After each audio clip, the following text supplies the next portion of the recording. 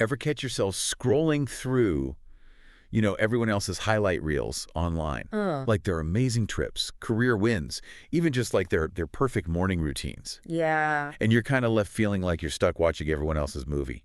definitely. I think a lot of people can relate to that. Yeah, it's that whole like, I'm just a side character in everyone else's story kind of vibe.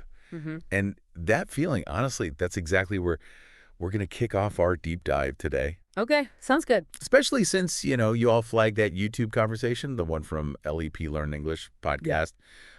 Stop wasting time. Start living your own life. Yeah. So what we're going to really unpack here is this like magnetic pull, towards watching other people's lives online. Mm, But more importantly, even beyond just understanding like why we do it, it's about figuring out how we can take that energy, that focus, and like actually use it to build our own lives. right. Step into our own spotlight, kind of. Yeah, make our own highlight reel, so to speak. Totally, Yeah. totally. So think of it like our mission today is to understand, what are those psychological hooks that keep us glued to those Yeah. screens, and then even better, give you some really practical steps to break free. Start living more intentionally. Awesome. I'm excited to dive in. Me too, me too. So let's get right into it. Okay. What is it about watching other people that's just so darn captivating in the first place? Well, the YouTube video you sent, the hosts there, they had some initial thoughts, and they're not wrong, right? There's that basic level of entertainment. We Yeah. want to be amused. We want to pass the time. Right, right. Just something to kind of like zone out to a little bit. Exactly. And they even mention this idea of it giving off a certain vibe, like you're part of something. And let's be real, we humans are inherently curious. I think they even use the word nosy at one point. Yeah, yeah, they did. So that definitely plays a role. Yeah. It's that initial draw, right? It's easy. It's like a quick glimpse into these other worlds, other experiences. And they even joked about how it's like watching like an A24 film, Right. those indie movies that are known for being kind of stylized, Hmm. sometimes intense. Yeah, yeah. A little bit out there sometimes. Yeah, exactly. And it's interesting because it highlights, it highlights this desire for something similar in the online content we consume. We want it to be engaging, to be, visually appealing.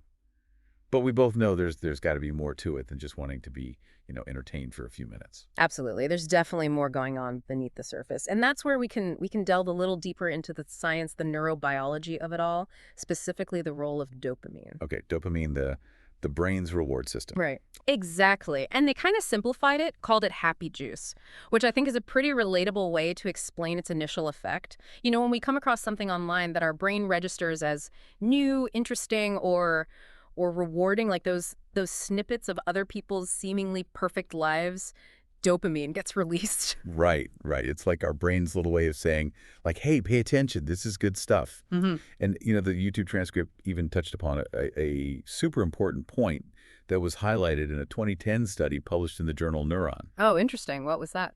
So dopamine, it's not just about experiencing the reward itself. It's really strongly tied to the anticipation, the craving for that reward. That makes a lot of sense. It's that build up, the excitement of what's coming next. Exactly, exactly. So when we see, all these curated highlights of these seemingly amazing lives, perfect vacations, dream jobs, whatever it is, it can trigger that sense of FOMO, the fear of missing out. Oh, big time. And that feeling combined with that dopamine release, which is driven by the anticipation of seeing something else cool, it creates this cycle, this craving to just keep scrolling, keep searching for that next little hit of dopamine. Right, right. It's like we're chasing that feeling, that little rush. Totally. And it's almost like we're getting this taste of the flex, as they put it, without actually having to put in the work ourselves. Interesting. We see someone achieve a goal, we see them experience something awesome, and our brain, it's like it gets this tiny, tiny echo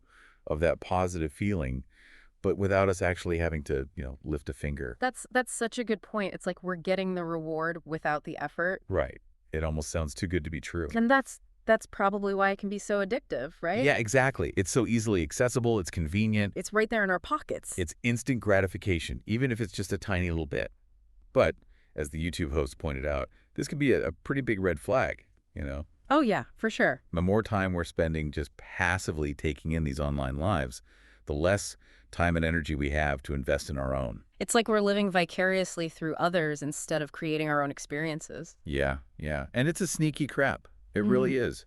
We can so easily fall down that rabbit hole. Oh, tell me about it. Hours can disappear. Yeah, we get totally absorbed, and then we're like, wait, where did the time go? Yeah. And all that time could have been spent, pursuing our own passions, working towards our own goals. It's a classic case of opportunity cost. We're trading our precious time for fleeting entertainment. And the impact goes even beyond just like wasted time, right? Right. The transcript also brought up, this really crucial point about its effect on our self-esteem Oh, yeah.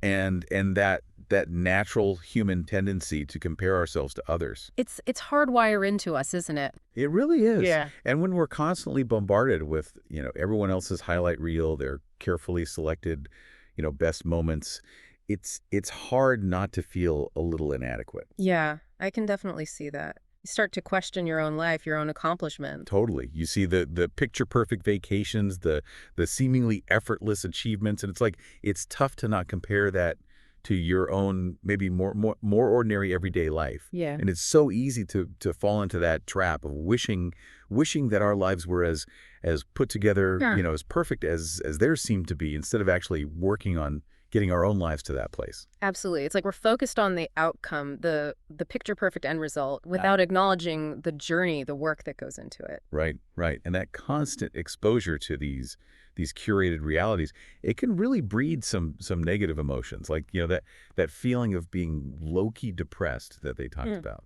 It really resonates. I think a lot of people feel that without even realizing it. It's subtle, but it's there. Yeah. Yeah, it is. And it's ironic because, some of this content might be meant to inspire, but that constant comparison, it can actually leave us feeling kind of deflated, like we can't measure up to some often unrealistic standard. It's like a double-edged sword. Yeah, exactly. So we've talked about why it's so tempting. We've talked about some of the real downsides. So now, the big question, the crucial part, how do we actually start to take control and break free from this cycle of passive consumption? That's the million-dollar question, right? It really is. And the YouTube hosts, they offered some really practical starting points. Okay, I'm all ears. So the first strategy they emphasized, it was setting limits. And they made this really important distinction between those easily ignored screen time settings on our phones Right. and the bigger, the more profound mental shift that needs to happen. Yeah, because those phone limits, those can be helpful as like little nudges. Yeah, they can. But when that craving hits, it's so easy to just tap ignore or give me 5 more minutes. Right, exactly. You just like one more video and then it's an hour later. The real boundary has to come from us, from a conscious decision, a commitment to not just mindlessly scroll. I agree. It has to be an internal change. Yeah, yeah. And they suggested this really simple but powerful technique, the pause for 5 seconds. Before you click on that next video, that next story, just take a breath, Okay. just a brief moment, Yeah. and ask yourself honestly, like, is this actually doing anything for me right now? Is this adding value to my life? I love that. It's like hitting the pause button on autopilot. Totally, totally. It's like this little circuit breaker for that automatic reflex to just tap and watch.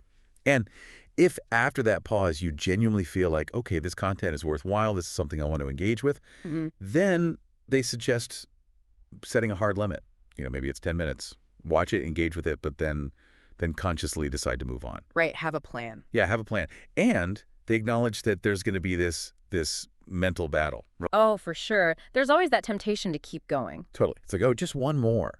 But that one more can turn into, a big chunk of lost time. Absolutely. The key is to recognize that temptation and resist it. Resist it. And this leads perfectly into their key strategy, which is actively turning inspiration into action. This is where things really start to shift. Okay, yeah. This is what it's all about. Totally. And they gave some really great concrete examples based on different types of content that we might be watching. I'm curious, what are some of the examples? So let's say you find yourself constantly watching travel vlogs. Right. Yeah. And instead of just daydreaming about those amazing destinations, maybe start a Pinterest board, pin some of those places that really intrigue you. Yeah, it's a great idea. Right. Or even just take a quick look at flight prices, even if it's just to get that visual inspiration going.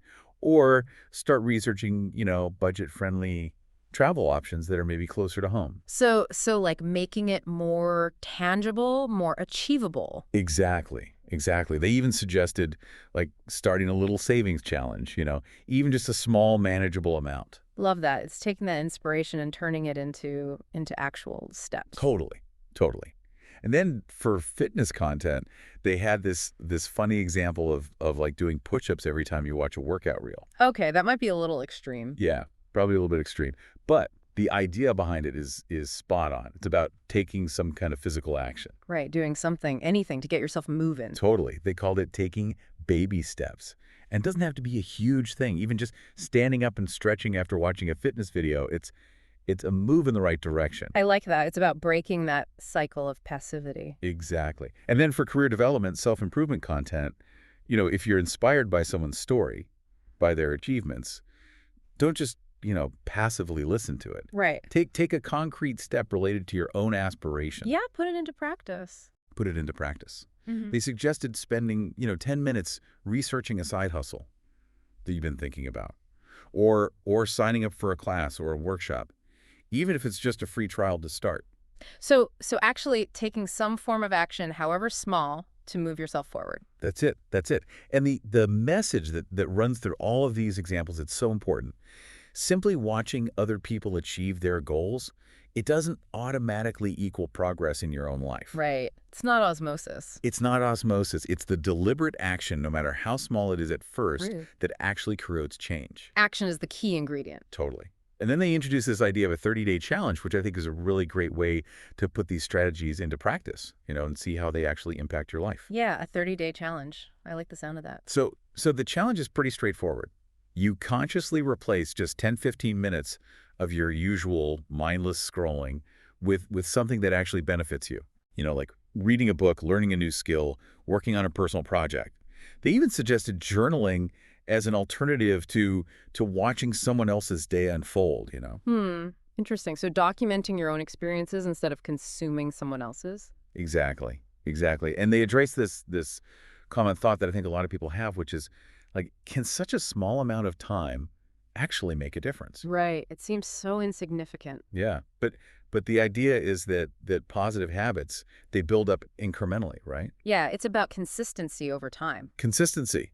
You start with something manageable, and then over time, you can increase that time you're dedicating to these more fulfilling activities. So it's a gradual process, but it can lead to significant change. Exactly. And what's really insightful is that after those 30 days, you might realize that a lot of the content you were passively consuming, it was, in their words, kind of mid, Yeah. just average, not really inspiring or fulfilling. That's so true. We often get caught up in the hype without really evaluating the substance. Right. And the reward at the end of this challenge, it isn't just the time you've saved. It's also about having something tangible to show for it. Yeah. A finished book, a new skill you've learned, progress on a project. And it's about that internal shift, that feeling that your life isn't just on repeat. Right, that you're in the driver's seat. Exactly. You're Yeah. actively shaping it. And they even tied this back to that feeling of being stale that can kind of creep in when we're just observing from the sidelines. Yeah, it's like you're stuck in a rut. Exactly. And they also briefly touched on some common internet slang and terminology, Yeah. which I think adds a little bit of context to their conversation. Oh, right. They did talk about some of those terms.